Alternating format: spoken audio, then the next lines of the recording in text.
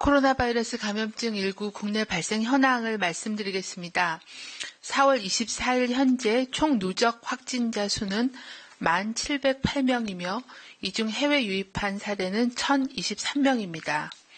이 중 전체 확진자의 79.4%인 8,501명이 격리 해제되었습니다. 어제 신규로 확진된 확진자 수는 6명이고 격리 해제는 90명 증가해서 전체적으로 격리 중인 환자 수는 계속 감소하고 있습니다. 하지만 아직까지 1,967명이 격리 치료 중에 있습니다. 어제는 다행스럽게 사망자가 발생하진 않았습니다. 하지만 총 누적 사망자 수는 240명입니다. 어제 신규로 확진된 확진자의 6명 중에 해외 유입 사례는 2명이었고 지역사회에서 발생한 확진자는 모두 4명이었으며 이 4명은 대구 지역이 2명, 경기 1명, 경북 1명이었습니다. 최근 2주간 전파 경로를 말씀드리면 해외 유입 또는 해외 유입과 관련된 사례가 전체 확진자의 62%를 차지하여 아직까지는 해외 유입으로 인한 발생이 많은 부분을 차지하고 있습니다. 그 밖에 지역사회 집단 발병과 관련된 사례가 17.4%였고 현재 조사가 진행 중인 신규 사례가 10명, 3.9%였습니다. 어제 신규로 확진된 해외 유입 환자는 모두 2명이었고 유입 국가는 미주 지역으로 미국과 우루과이 지역이었습니다. 지역사회 주요 발병 사례를 말씀드리면 어제는 경북 포항에서 해병대 교육훈련단 입소 장병 중 1명, 대구시 거주자입니다. 1명이 입소 과정에서 실시한 검사에서 양성으로 판정되어 감염 경로에 대한 역학조사와 방역 조치가 진행 중에 있습니다. 지난 3월 30일부터 시작된 경기도 의정모 성모병원 관련된 역학조사의 중간 분석 결과를 말씀드리겠습니다. 3월 30일부터 4월 21일까지 의정부 성모병원에서 환자, 보호자 및 의료기관 종사자 중 57명, 지역사회 전파 사례 15명이 확인되어 총 72명의 확진자가 발생하였습니다.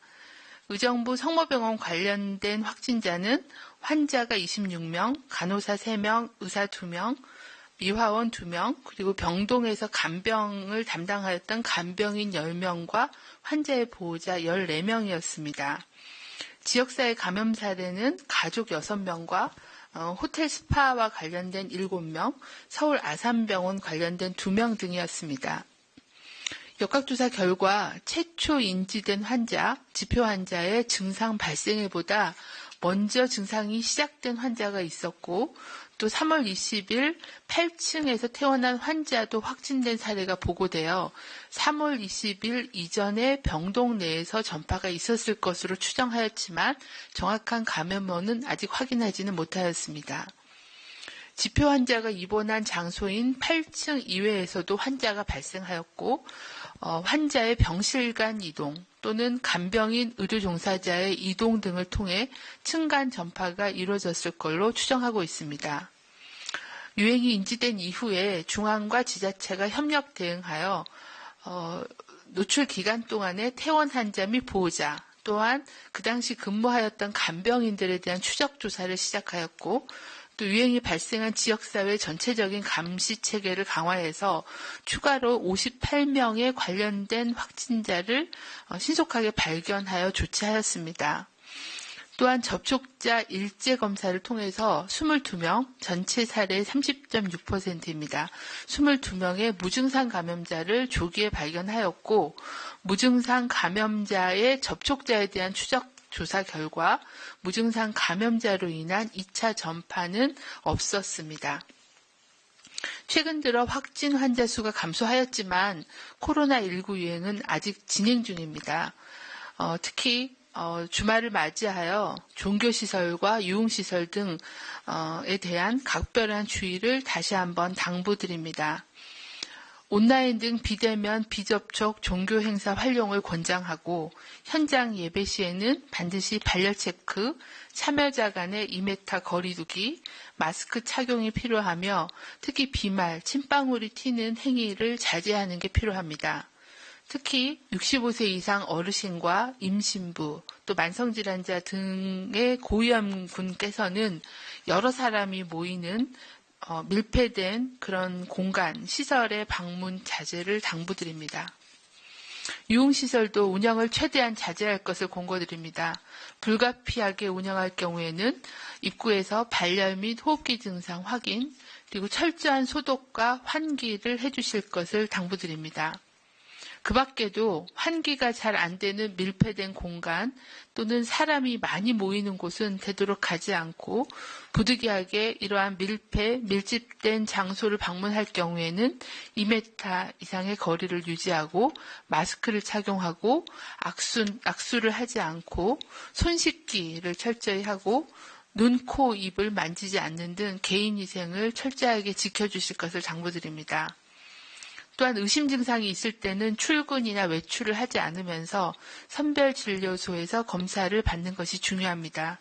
특히 가족이나 직장 내에서 발열, 기침 등과 같은 유증상자가 2~3명 이상 발생한 경우에는 조기에 검사를 받아주실 것을 당부드립니다. 환자 발생 규모가 늘어나지 않고 20명 이내로 유지되는 것은 모두 헌신하는 의료인들과 또 어려움 속에서 인내하는 국민들 덕분으로 생각하고 감사의 말씀을 드립니다. 우리 사회는 지난 몇 달 동안 신종감염병이 주는 심각한 피해를 경험하고 있습니다.